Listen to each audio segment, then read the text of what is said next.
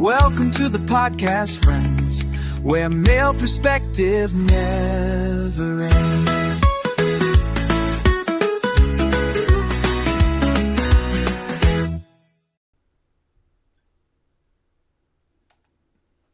Good morning, folks. Welcome to the Daily Dose of Dawn. Mansplaining the Handmaid's Tale, the final Mansplanation. Yes, that's right, folks. I have mansplained the entire plot to all 6 seasons. Y'all now fully understand what was happening in this thing. So, today we're going to wrap it all up. We're going to give you that final Mansplanation. We're going to explain what does all of this crap mean? What is the symbolism? Why is everybody doing what they're doing? Why is everybody going along with this insane fucking system? Alrighty then. Now, in the meantime, while we're doing it, we're going to start out doing 18 holes in New Donk City here on the amateur setting. Got all the CPUs on Pro, though, of course. I kind of doubt that'll be enough time to mansplain this entire Mansplanation, but if not, then we'll just continue on to the Pro teas. All right. Oh, yes. Now, I was toying with the idea of reading a book because, hey, overall, I'm going to hit on it a lot today, but overall, I enjoyed the series a lot more than I thought I would. And I mean, overall, this series gets a thumbs up. Definitely would recommend watching it. Especially the first 3 seasons if you're interested in finding out a million different ways to rape somebody. Goddamn, man. It's just idea after idea there. But, oh boy. Alright. But I did not end up reading the book. And I mean, the reason is because I basically, I watched a bunch of videos of people mansplaining it to me. And my understanding is, like, the book is much, much more basic than the TV show was. We'll go, the main differences that I get. The book is entirely from Alfred's point of view. So you more or less just end up with a shitload of unanswered questions. Like, you might remember in the TV show, like, Moira kills the commander and escapes Gilead to Canada and reunites with Luke. Yeah, we don't know none of that. In the book, it's just like, yeah, never saw Moira again. I'd like to think she escaped or something like that. Also, June never really, Alfred never really learns the fate of her husband, Luke. All she just knows is she heard the guns and, assumes he's dead.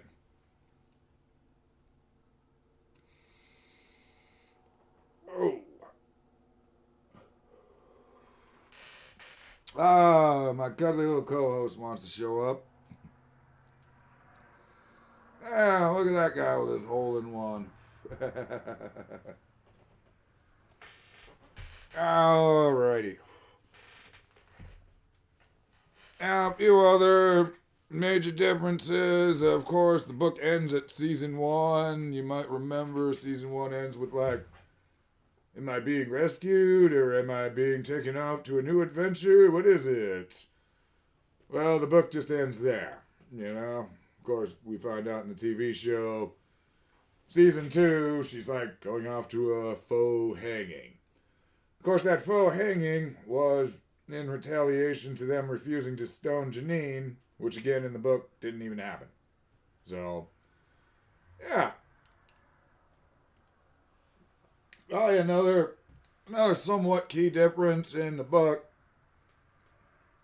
in the TV show. In the first episode of the TV show, we're treated to our first handmaid stoning.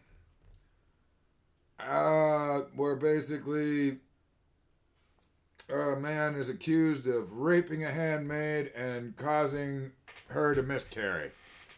And so he's sentenced to be stoned to death by friggin' all the handmaids. Honestly, watching this, I just remember going, wow, that's fucked up, but alright. Apparently in the book, it's explained that the one girl, I believe it was Offglen, ends up, friggin' going right after him to give him a quick death, because it turns out, no, he isn't a rapist. He's actually just like a Mayday operative that got caught. And they just call all them guys rapists. Alrighty then. Another key difference. Serena is much younger on the TV show. In the book, she is, she's more portrayed as an older woman. But on the TV show here, they're closer in age. Probably because you were supposed to feel, I guess, probably some sympathy for Serena throughout this. Even though, at the end of the day, she's just a dumb bitch who got what she would deserve. Actually, she got a lot more than she deserved, but we'll get into that in a little bit.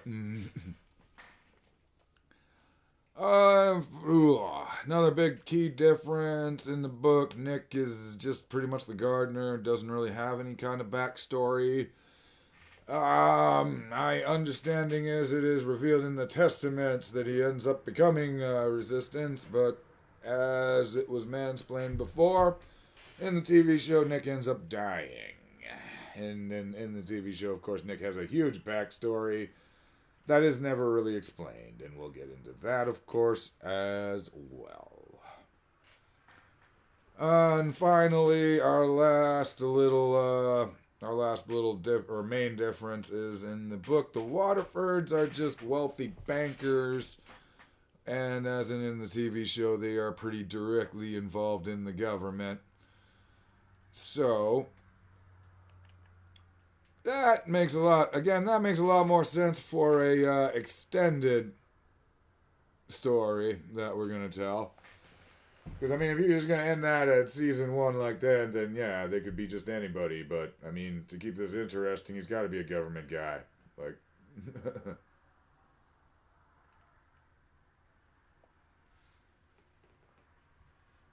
Alrighty.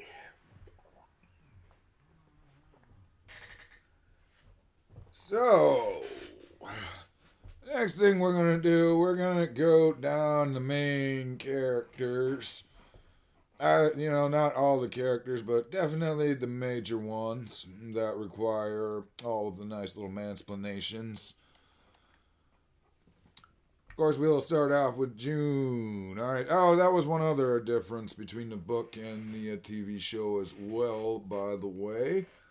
The book never expressly tells us Offred's real name, whereas it is hinted at that it is June, and many breeders believed that. But yes, as we saw on the TV show, it is revealed and it is strongly pointed out that, yes, my name is June in the very first episode. That is another major difference between the book and the TV show. Alright. So the first character we're going to talk about, of course, is June. Or Offred. I just call her June the whole damn time because I hate switching back and forth like that. So, but June Osborne, that is our number 1 protagonist. Alrighty. Basically, that means she gets the most raping. Not really, but... Okay, so she is connected to everyone, so we're not going to spend a super amount of time on her specifically, because everybody just comes back to her constantly. Alright?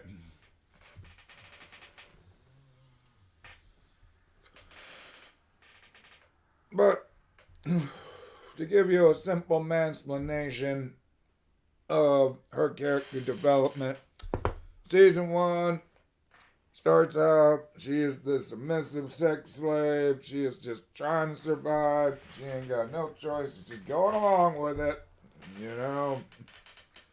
It's all very depressing. Her whole life in season 1 is like she's either getting raped or she's waiting to get raped. Alright. Now, season 2, she's getting slightly more defiant. Just a little bit more. Mainly because she's got a little bit of protection going on from Nick, and she's got, like, you know, she's seen other people get out, so she knows it's possible. Bam. Season 3 is where she starts training to fight back. She becomes rebellious. She is ready to hurt Gilead, and she steals all them children back. Steals them back, because Gilead stole them first. They don't specify if them children were all stolen or not, but maybe they did and I just noticed it. But alrighty. And season 4, we finally get her, she has finally escaped Gilead. Woohoo! It ends up with her revenge murdering Fred. Of course, that's where she murders Fred physically, after Fred has pretty much murdered the old June metaphorically. Bam. Alright, and of course we get season 5. It's not quite done yet. The adventure ain't done. Still got Serena to deal with. And then of course season 6, June, is like full-blown Sarah Connor ready to lead the fucking revolution. Of course, she doesn't get there alone. And we'll talk about those who helped her along the way. Well, helped and also hurt. There was a lot of hurting. As I look at the next person on the list, Fred Waterford. Actually, the vast majority of these people end up hurting her.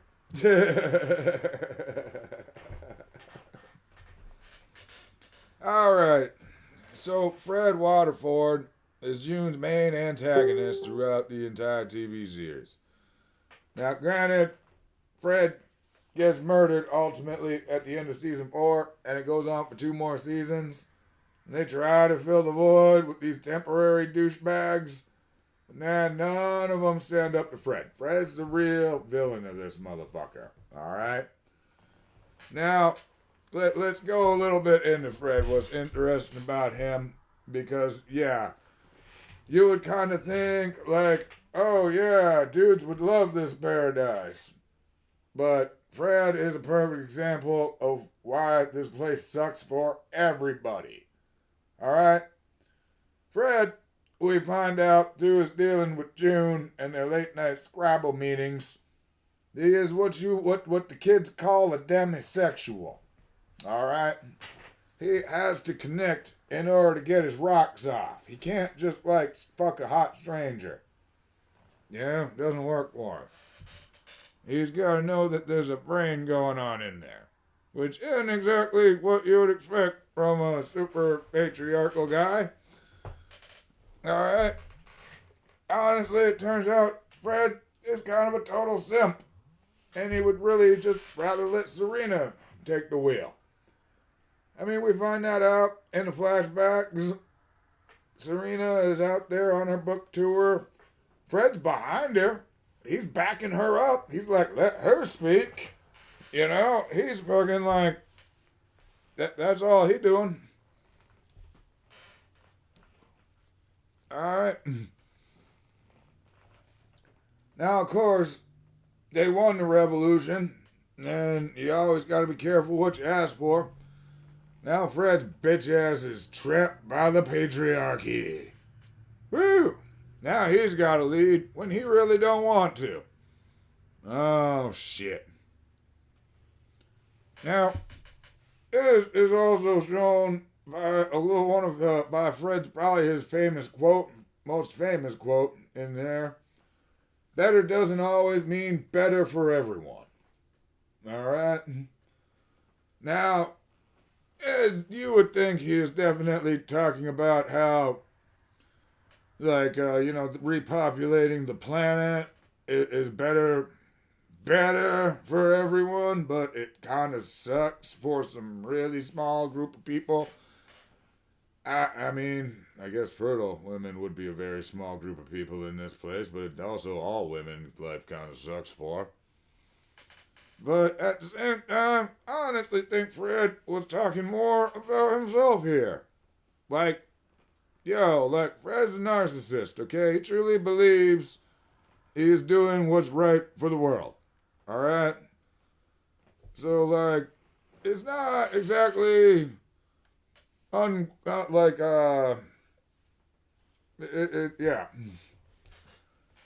It isn't unlikely that he's actually talking about himself, saying, hey, this is my sacrifice. I mean, I have to lead when I'd rather be sitting back, letting Serena take charge. Alright. I also point out that even in his role with other men, Fred is a bit of a simp. Okay? Like, when Serena goes to talk to the council about letting women read, it's there immediately like, geez, Waterford, you forget your lunch. I mean, and these dudes have been dunking on him the whole time pretty much. So hey, he may be high up there in the government, but I feel like he's low on the totem pole that he's on,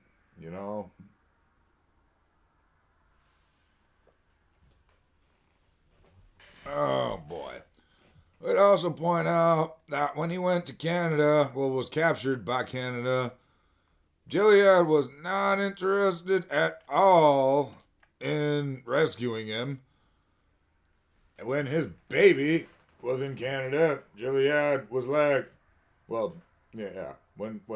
his baby that he stole from June, it's complicated, but his baby was in Canada. Gilead was like, hey, we'll just use that as a political tool. So, they really don't, they really didn't give a fuck about this guy at all. At least until he started blah, blah, blah in his mouth about Gilead, which we'd never really learned anything cool about, but hey. That's when they're like, oh, it's time to kill this motherfucker.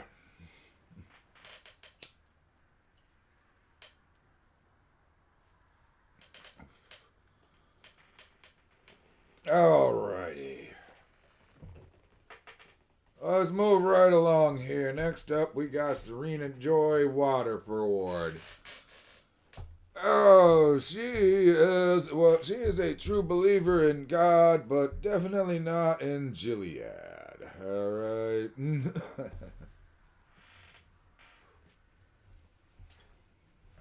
Now, she is basically, I mean, the whole time that I was watching her, I was just thinking alright, so this is like Ann Coulter if she got everything she wanted, and then found out she didn't really want it. Except I don't think Ann Coulter wants babies, because that is all Serena wants, is a baby. And she is willing to friggin' do some pretty crazy shit in order to get that baby. Including betraying her country, 3 fucking times. Seriously. This woman betrays her country 3 fucking times to get a baby.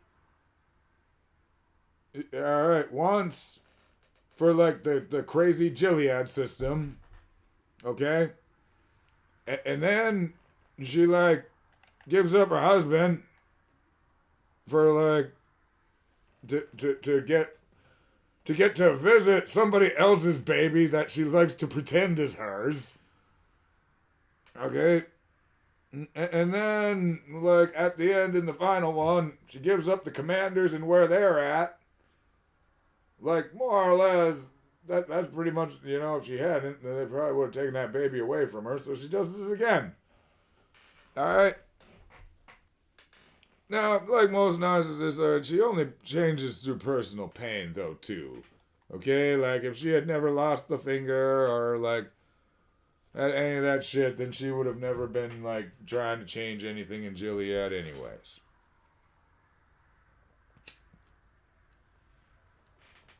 Now, course, that personal pain was pretty fun to watch. Mostly takes part in season 4 and 5. Basically, when we meet the Wheelers and they try to steal Serena's baby that actually is hers. Which, of course, leads to our boy Lawrence delivering one of the best lines of the series. Do you have an irony deficiency, Serena? Oh, boy. Oh, at the end, Serena is in a refugee camp. And she's literally got nothing but that baby. So, I mean, all she wanted was that baby. And at the end, that's all she had. Oh, shit. Alright. Now, next in line is Luke Bankole. That is June's husband from the past life. Now, as I said in the book, you never learn of Luke's fate. Well, in the TV show, he lives for quite a while. It turns out he escaped up to Canada. He learned what was going on, and he's been fighting them from Canada. Like, well, all right. It's interesting because Luke remains a static character through pretty much right up until halfway through season 4 when June arrives. Alright, he's acting as the cooler head, he's just chilling, you know. He's helping, but he ain't really doing anything. And once June comes back and, like, he starts seeing what the hell she's been doing and, like, damn, what she's able to do now. Now he's like, yeah, I'm ready to fuck some shit up. Boom! Alright. Now, all over, well, you know what, we will go a little bit into this, but we'll also be like, hey, at the end, June ends up leaving Luke. Luke is heading off to the new border, I believe they said it was by Rhode Island, and June is heading out to find Hannah, basically implying that, no, they are not ending up together in the end. Now, honestly, this is because they know they ain't the same people anymore. The one meeting between Fred Waterford and Luke Bankole, Fred says, like, your old June is gone. All because of me. At the end, no matter what you do to me, I win. Well, in a way, he was right. There was no going back to married to Luke after all of this. Oh, shit.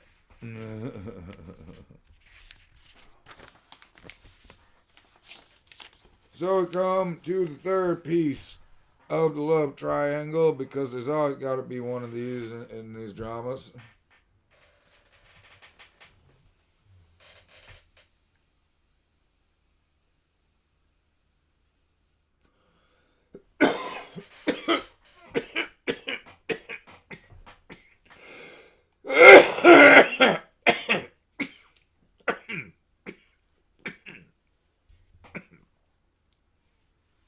Oh boy. Yeah. Alright, Nick Blaine. As we said in the book, Nick is not even given a last name. He's just the gardener that impregnates her and then tells her at the end, like, just go with these guys. They're getting you out.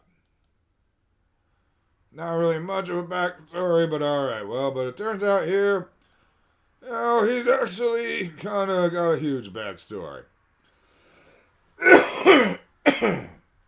In fact, he's well, we'll get into it, but he is the center of a few contradictions that we're going to get into. Alright, Nick Blaine. He is what you call the clock puncher in the fascist regime. Alright? this dude don't necessarily agree with the system he's in, but at the same time, he ain't fighting it. He's just living it.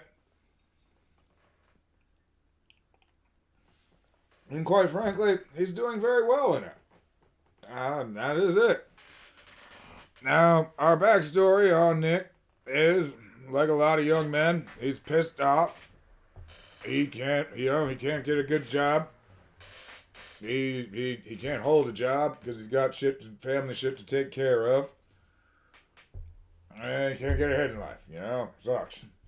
So he gets recruited by this rich dude into the Sons of Jacob, an organization whose name is only mentioned like twice in the whole TV show. 6 seasons. Jesus. Alright. And he is just fast tracking up the way the whole friggin' time. Like, I mean, it's kind of weird that he's hanging out with all these, like, senior commanders the whole time, because he's, like, I don't know. But, yeah.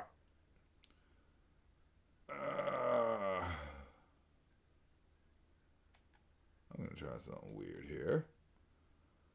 Oh, shit. Oh, well. Alright, anyways.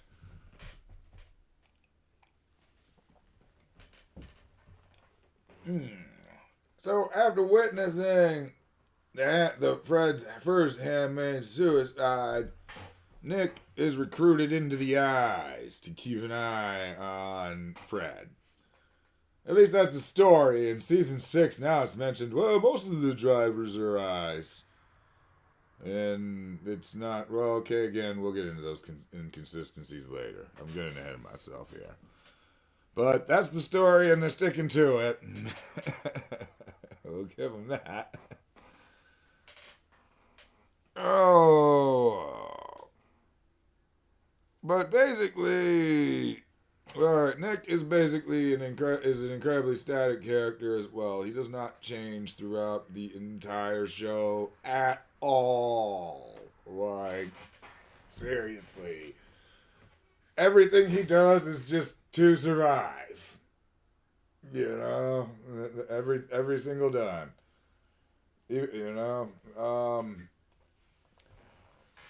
Now, he, of course, being the other part of the love triangle with June wasn't going to end up with this douchebag either, because I'm pretty sure she could tell that he was just a survivor who could that's all he was doing. Although, kudos to him, he's like the only one in this fucking TV show that got to have consensual sex. I mean, great job. Good job there. Of course, he ultimately meets his fate when June gets to watch his ass die on the plane. I mean, it's interesting because June didn't know that Rose had, like, talked Nick into, like, hey, she kind of just fucking fucked my kid up. Although Nick tends to not really seem to give a shit about his children either. He really doesn't. He never really cares.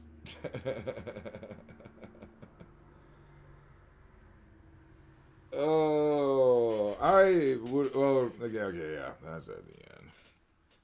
Alright. Next character up. Oh, this is a fun one. Aunt Lydia. Now, of all the characters in this whole story, watching this show, my main question almost the whole time was like, who is having a good time here? Like, is anybody? Like, I don't know who is, because nobody really seems to like this. Yet we're still doing it. Well, okay, at the end, I'll give it, I think Aunt Lydia actually was having a good time with this. Well, at least until the end when she realized that she was just being used by friggin', all the evil men. But, yeah. Alright. But she is one of 2 characters of true believers in Gilead, okay? Now, we learn her background being like in family law and that she was an elementary school teacher in the TV show. And that basically, yeah, she's still pretty judgmental at this point in life, but she's like not horrible yet. Okay. And then basically a bad date with the with the principal ends up turning her like nuts. Alright? Now, according to the Testaments, we get a little bit more backstory on Lydia. That, like June and the rest of the girls, she was captured. But she was brought to this other place with, like, dangerous women who were educated. More or less, Lydia saw what was going on, and she was offered the choice, hey, you can either help us or die slowly in the colonies. And, well, she ran right towards helping them because she actually agreed with most of the shit that they were doing. So, alright. Now, Lydia actually believes that beating these girls down to the point with submission that equals salvation. Alright? Now, she, unlike Nick and, unlike Nick, Lydia does change over the course of the show, but it is a very, very slow change. Real slow burn, to be honest with you. And it's shown as early as season 1, when she expresses a little bit of remorse, when Serena forces her to remove Janine and the other damaged handmaids. The ones that got like missing eyes and missing fingers because of the punishments and shit. But goddamn does it take way too fucking long to get to the point where she's like, yeah, this isn't really like what God is about. Just, wow. Like, I don't know. By season 5, I was like, Aunt Lydia's gotta be the dumbest ass character I've ever seen. Like, what is wrong with her? Fucking A. Oh boy.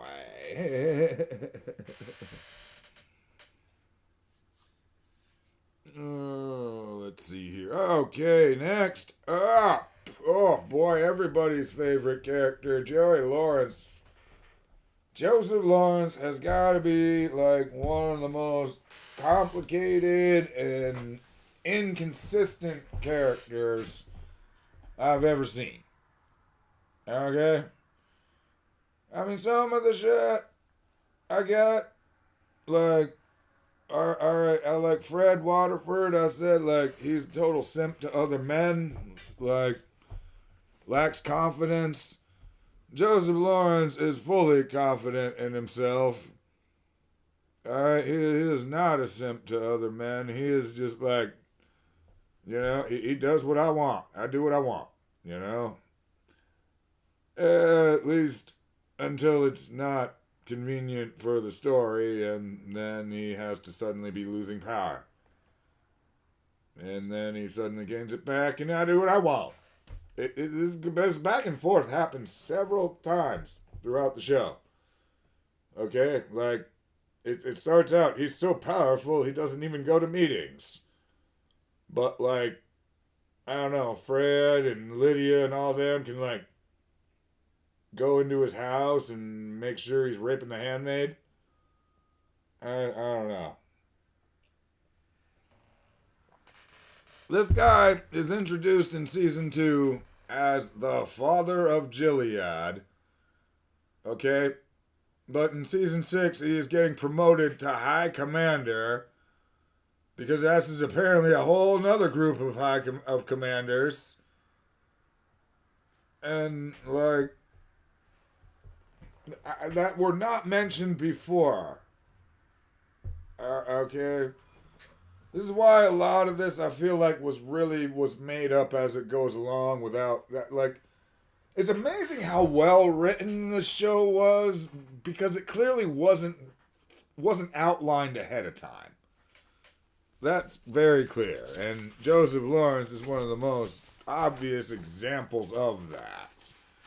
Okay?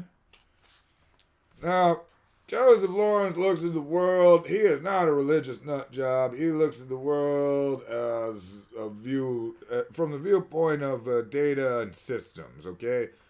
Now, he's an economist, which we'll get into that at the end, too. That was really a mistake, making him an economist. Alright? But he is basically the mastermind behind the colonies. Okay, which... okay, well, you're the mastermind who decided we're gonna have women do physical labor in slave camps until they die. Okay, fine. Again, we'll get into that one at the end, alright? But yes. Basically, Joseph Lawrence is he is an interesting character when you don't remember what you wrote about him yesterday. Now, in relation to June, he does serve as the teacher and mentor. He teaches June to make tough choices. He teaches her to basically as is a part of his atonement, because he does feel terrible for using the religious nut jobs to repopulate the world. He basically does teach June how to friggin' take Gilead down and ultimately help her in the end, though. But alright. Now we're gonna move on here. The next character is, of course, Janine. Janine here... Frig. Alright, well. Yeah, I totally screwed that up. Ugh. Janine serves as the heart and soul of the show.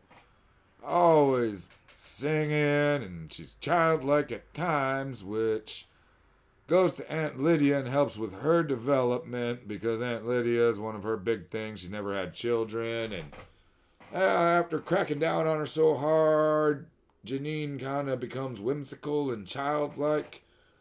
You see, the human body has a fight or flight response, but there's actually a third one that kicks in after a while, which is called fawning. Alright?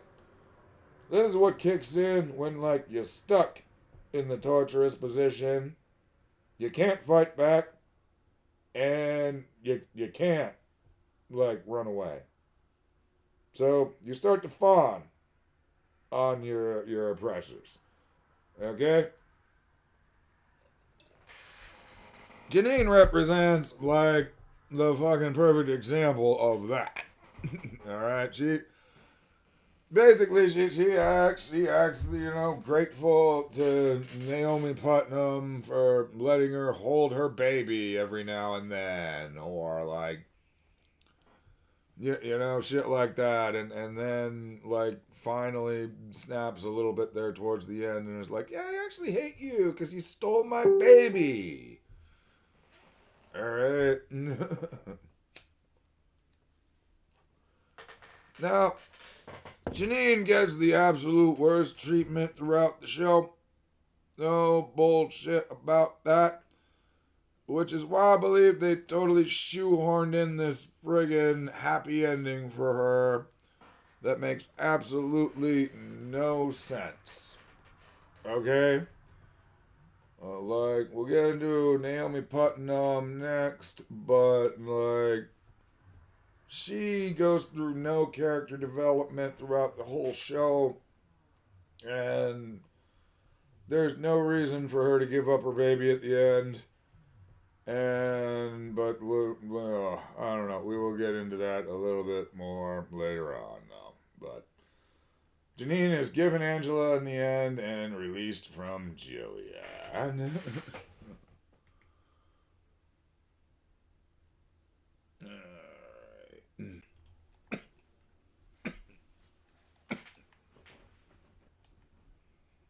Alright. Back out here, we are starting now the pro course. here. But let's get back to the mansplaining. Alright, so the next character we're going over here is Warren Putnam. Alright. Warren is another contradictory character who seems to be really powerful when it's convenient to the story, and then seems to be totally powerless when it's also convenient to the story. So, I really don't know.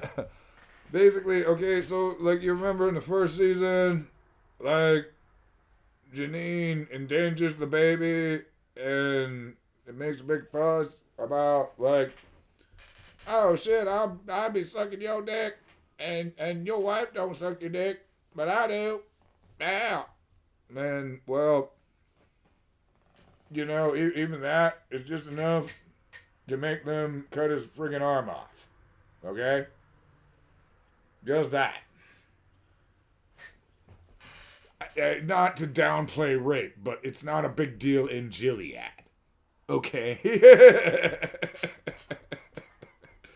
Boy, that could be taken out of context bad, but whatever. That's the risk you take. At the same time, then he's walking around all one-armed, still raping his handmaids, and seems to just be getting more and more powerful. And then he steps on Lawrence's toes, and Lawrence is like, whoa, this guy raped a handmaid. Let's have him arrested and execute him in the middle of the street. And even Lydia is all like, yes, Warren Putnam was such an evil man. And yeah, he was, but I mean, for fuck's sake, like, I don't know, man. He seemed like the guy who was like, I thought we did this so we could do stuff like this. What the fuck?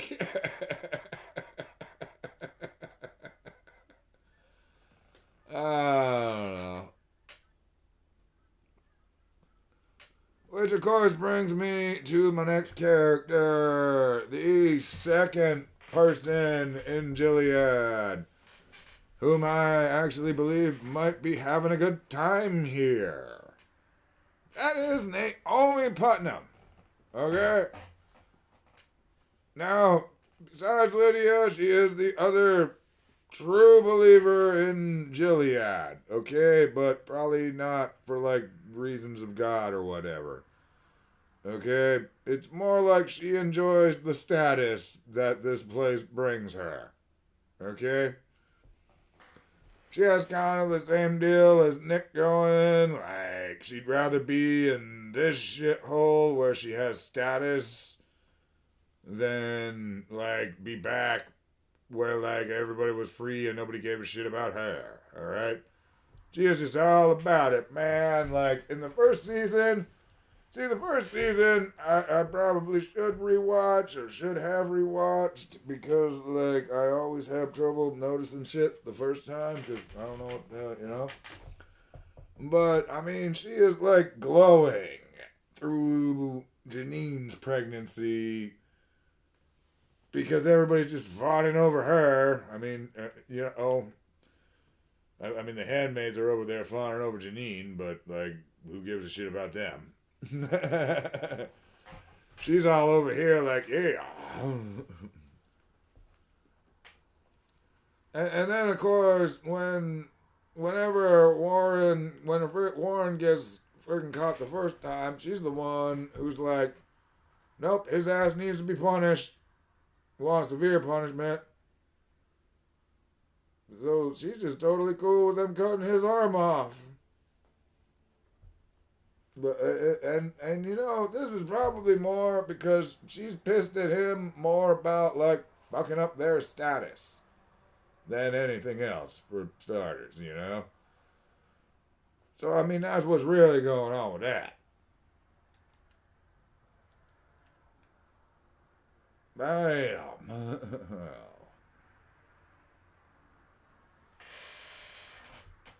Alrighty.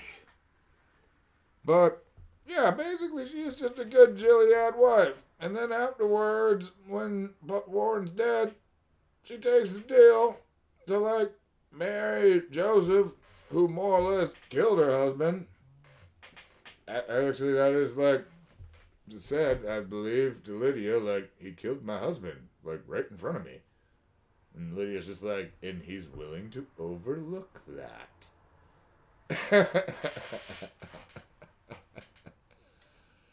Oh. But that's why, like, she just stays as the good little Gilead wife through the whole friggin' show. And then again, like, in the last scene, presumably with a little bit of time passed, she just, like, gives up Angela, the baby that was giving her all of the fucking status. Just gives that up. Gives it to Janine at the border. Again, I think Janine just, like, that she had such a shitty run that, like, you know, the writers were like, we gotta figure something out here, but straight up, this is a little bit lazy. Straight up. All right. But hey, you know, even though I'm a little glad Janine got the happy ending. You knew nobody was really going to get one.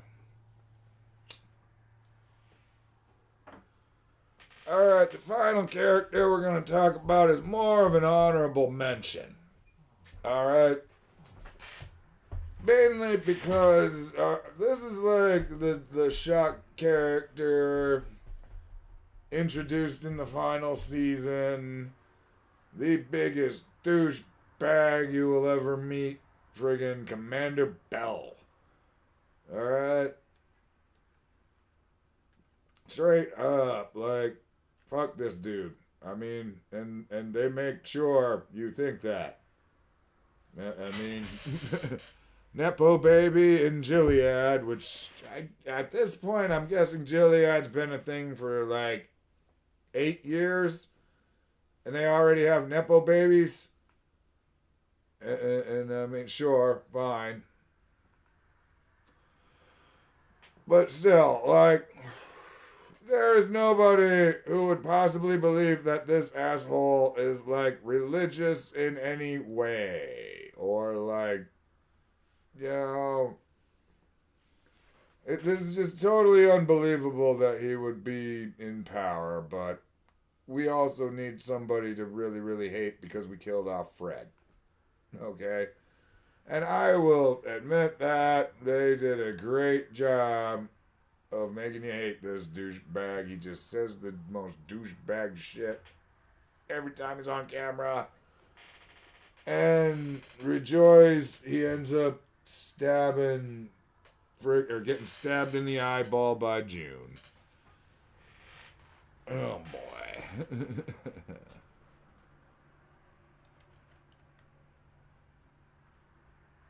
Ah, damn it.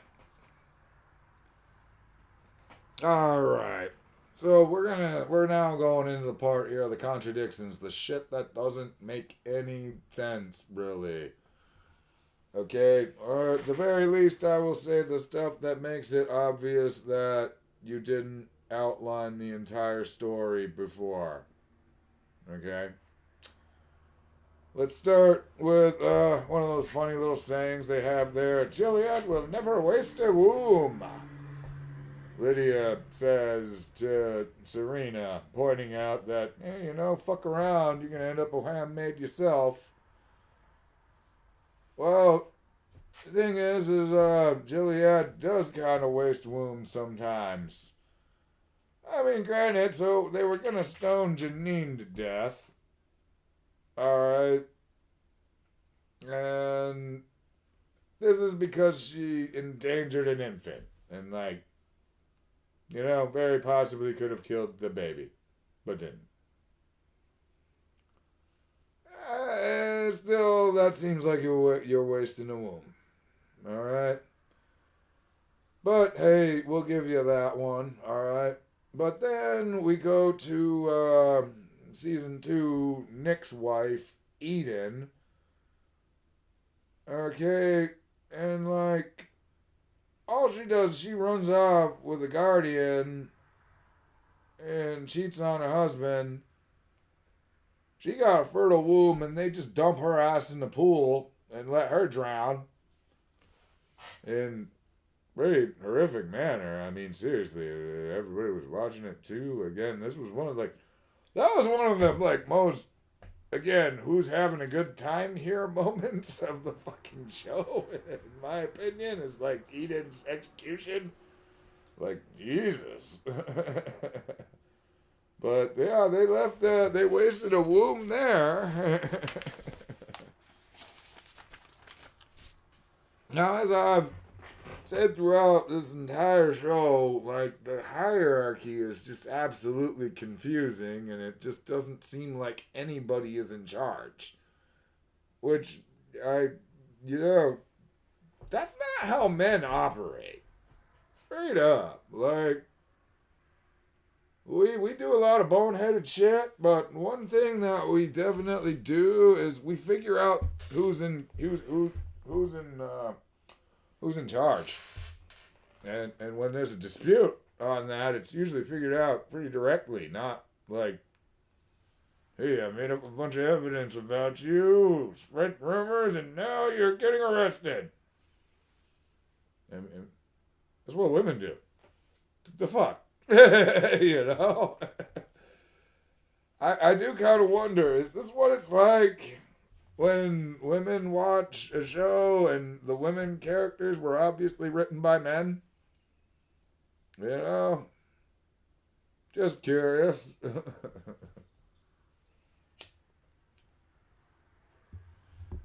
Oh. Again, like, high commanders are introduced in the last season. The father of Gilead needs to be promoted to high commander. Like, I don't know. It'd be like saying George Washington needs to be promoted to president. I guess after the government was established, he was already there. Well, there's like 64 motherfuckers who've been called founding fathers, but Lydia calls him the father, like the guy who figures out our whole economic system.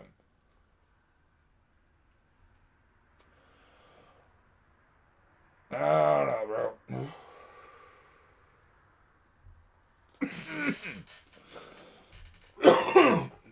Which again, the other major contradiction, Joseph's power, that is like, sometimes he's super powerful, and other times it's like, no. Sometimes he doesn't even have to go to meetings. They go to him if they want to tell him stuff. Other times he can't even get into the whore bar. I mean, none of it really makes any sense.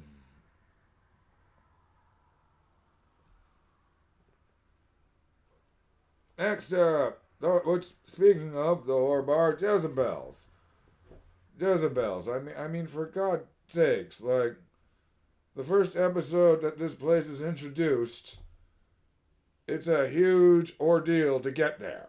I mean, he's gotta, like Fred's gotta dress her up, and, like, she's gotta get through checkpoints, they need IDs for her, like, the guy that, like, I'm pretty sure they had to stick her in the trunk for a little bit. Like, it seemed like it was a big deal to get there. And then, like, bam, after that, like, fast travel. Oh, we need to go to Jezebel's. Go to commercial. Come back. Oh, right, we're all whored up and we're at Jezebel's. Okay, seems like a lot less of a problem than it used to be. I don't know. Alright, now the final crazy fucking shit that apparently is going on here is like the borders. Okay? So, you see, again, I'm just going off of stuff I found on the internet to illustrate, I guess, the borders of Gilead. And it's like, alright, so Texas, I guess, is off doing its own thing, which, alright, I saw people arguing about whether Texas would go for Gilead or not. I stand firm with the idea Texas would not go for Gilead. Alright?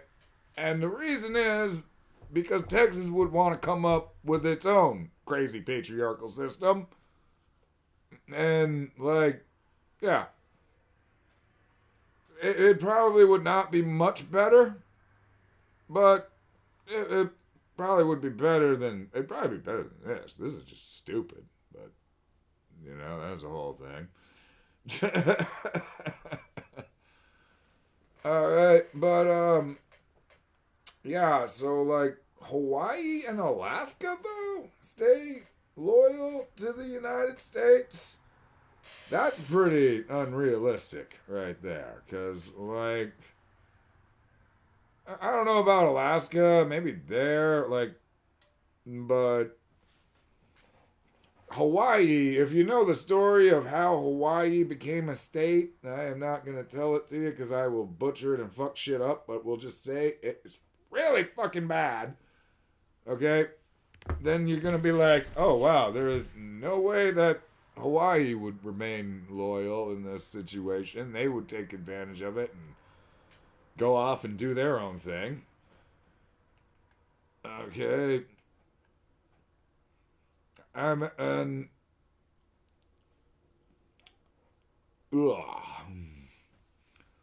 Alaska would probably remain loyal, I would think, but the thing is, if it was the only state left, it's not able to, it wouldn't be able to self-sustain very well. It wouldn't have, it would have depleted that military real quick, whatever it had left. That's for sure. Which, again, brings me to my next point. How the fuck did Gilead gain control of the military? Alright? Because here's the thing, like, let's just say theoretically, because the best I've been able to find of any explanation of, like, the timeline of how they pulled this coup off, it always says it's like, so they attacked the Capitol, they slaughtered Congress, the President, and the Supreme Court, and install new leadership. Like, what does that mean? Because, like, how do you install the leadership? It doesn't work like that, alright? There's like a fucking giant chain of command that goes all the way down to, like, the motherfucker, like, sweeping the floors at the post office. Of, like, who becomes the president if you kill the president. Now, I mean, we've never had to go any further than, like, one down, thankfully. But, I mean, yeah. I don't know, bro. Honestly, this brings me, like, well, you know what? Let's go to the final question, all right? People will say that this show and book shows us how close we are to a patriarchal-like society. But I disagree. I actually say it shows us that we are pretty fucking far away from it. Okay? And or at the very least, it fails to show that we are close to it. How about that? Now, the reasoning I say this behind is, number one, it takes an unspecified ecological disaster and a global fertility crisis that's been going on for an unspecified amount of time before, like, before we even start heading off in this direction. Okay? I mean, that is another thing. Like, how long has this infertility crisis been going on? Because it really would not move that fast. Like, say it dropped down, like it did drop down to like super rare. I don't know, like 10 friggin' like I don't know, 90% is down. There's only like 10% birth rate anymore. 10%. It's still, number one, it's going to take like about 10 years before you even really see some major differences. Before people, like, it's probably going to take like 5 years before people really start noticing this and going, oh, ooh, what is going on here? I mean, then it's going to be like, yeah, then shit's probably going to get really bad for anybody who is fertile. I give it that.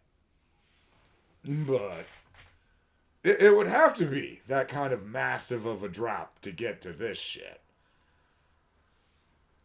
Just a side note, one thing that I came across was Margaret Atwood making the claim at one point, like, well, I was originally going to make Canada the setting for Gilead, but I believe it's too diverse for anybody to believe that Canada would go for that. I mean, that's an incredibly stupid thing to say. It really is. Alright, like, first off, I was just like, you could have just said you've never left Toronto. There's another way. Yeah. I mean, yeah, but Canada is like 30 million people, and they all live in like this little ball on the map. Like 15 million of them do. Like half of them. I don't know. But yeah, Canada is definitely would be quite susceptible to something like this, or at least as susceptible as the United States. All right. Bam. I'm gonna kick that way over.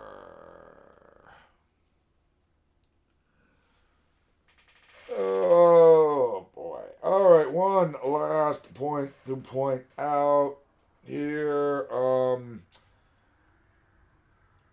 My number one question that went totally unanswered in the series. What on earth replaced the US dollar as the reserve currency? Okay? Maybe this is my male mind going, Jesus, the rape is really thought out well, but the economics of this is not. And that was a huge mistake making Lawrence an economist, because that just kept making me think about it. Like, the economy of Gilead does not make any sense because, like, let's say you did overthrow the government. You and your buddies, you get together on Saturday night, you get hammered, you come up with a plan, you go and you slaughter Congress, and then you slaughter the friggin' the White House, and you slaughter the Supreme Court, and somehow now you've got the talking stick and control of the military, and bam, all right? Let's say you do that. Well, now you're in control of New York City, which has the Federal Reserve, which, like, has something ridiculous, like 50% of the whole world's, like, gold supply. What do you think China and India and Russia are going to, like, have to say about this new regime that they've never heard of now being in control of that area with their gold? Okay? They're going to want that back, at the very least. To avoid the rest of the planet invading New York City, they would have to give that gold up. Alright? So that basically means we would have, like, the US dollar would already be destroyed by the fact of the federal government reduced down to 2 states. So the US dollar would be just totally worthless. Well, again, it's the world's reserve currency. So, again, this is your problem too, Russia and China. I don't know. That is a whole thing that it's just totally ignored. Mainly probably because, again, this is like pretty, like, this story is pretty unrealistic. Alright? It's not that we can't be going towards a patriarchal society or blah, blah, blah. This specific form of government is very hard to believe. It really is. Alright? But at the same time, I think that that's probably just how I'm thinking about it as a man. And the actual target audience probably isn't really thinking about it. So, that's quite possible as well. Alright, though, folks. Overall, The Handmaid's Tale is actually a very good story. It's a masterclass in pacing, character development, use of dynamic versus static characters. This is awesome. Just don't think too hard about how the country's run. Alright. Alrighty, folks. We have had a hell of a lot of fun mansplaining The Handmaid's Tale. And I think we are gonna just do one more thing before we sign off, alright? Let me find it over here because I forgot to do this ahead of time. So hopefully my turn doesn't come up for a little bit. And I can find it here because I gotta go to the right spot.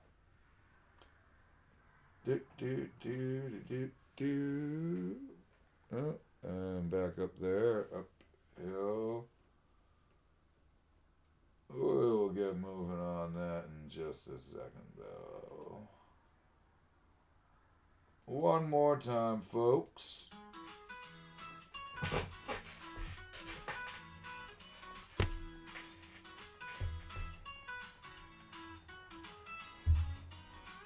Well, hello there, dear listener friend. I've got a tale that I must defend about a world where freedom fell, and I'm the one who knows it well, you see. And I've read the book with care, analyzed each symbol there. Though I lack the lived experience, my expertise is quite immense. I'm mansplaining the handmaid's tale With confidence that cannot fail.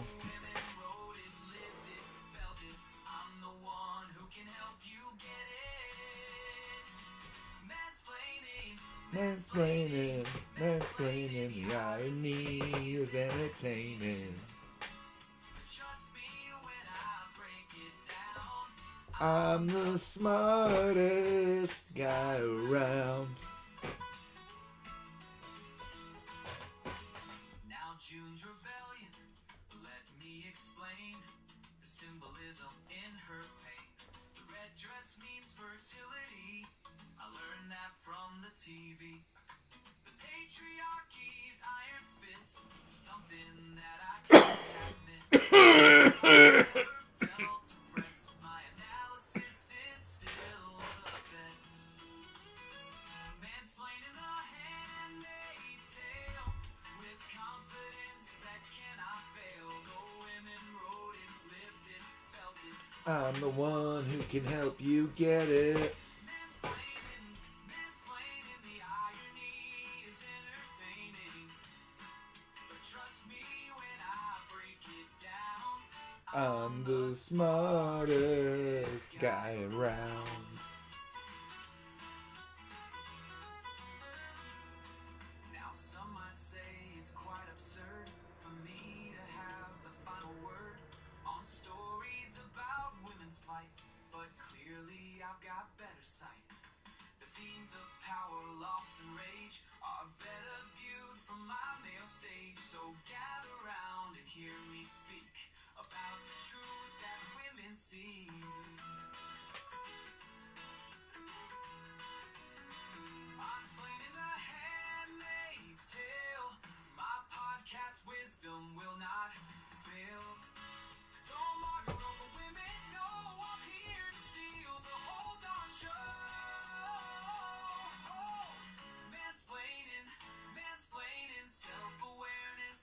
Damn.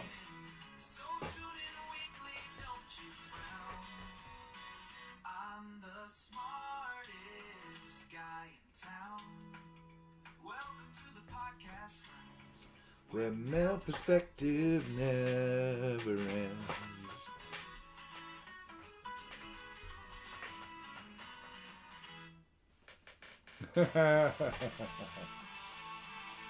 Alright, folks. Wow. If you actually listen to every episode of Mansplaining the Handmaid's Tale, I thank you very much. I also might feel a little sorry for you. But alright. I enjoyed making them, and I hope you enjoyed watching them. If you want to see the rest of this 18 hole, we're going to do a special back 9 edition just to crank out an extra episode because I know I've been slacking on that. Alright, folks. As always, keep up to date with what's going on with your Daily Dose of Don.